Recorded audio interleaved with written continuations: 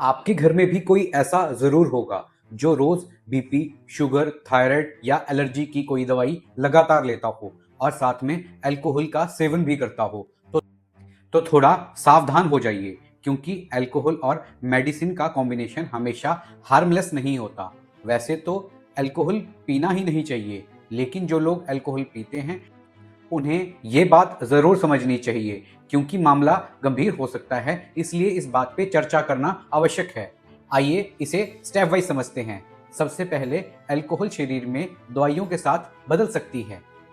किसी मेडिसिन का इफेक्ट बढ़ सकता है, किसी का मेटाबॉलिज्म बदल सकता है और कई बार मेडिसिन का फायदा कम और उसके साइड इफेक्ट ज़्यादा प्रोमिनेंट हो सकते हैं।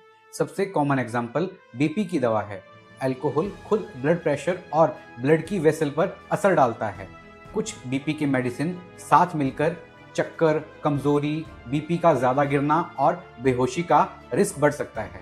अगर पेशेंट पहले से ही एडर्ली है और मेडिसिन ले रहा है तो फॉल और इंजरी का भी रिस्क बढ़ जाता है। अब बात शुगर की मेडिसिन की।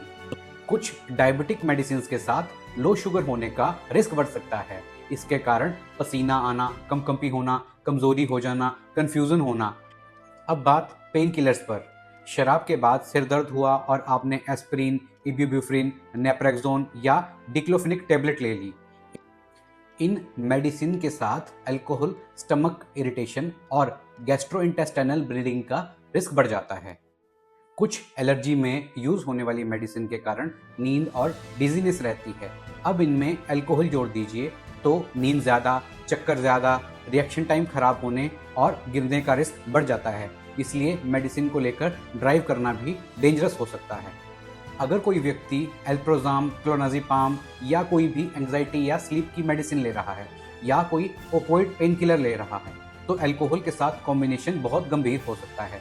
दोनों ब्रेन को डिप्रेस करते हैं और ज़्यादा सेडेशन लेकर ब्रीदिंग स्लो होने का और ओवरडोज होने का भी रिस्क हो जाता है। इसलिए सिर्फ ये मत सोचिए दवा तो रोज़ की है और शराब के बाद भी लेनी ही है।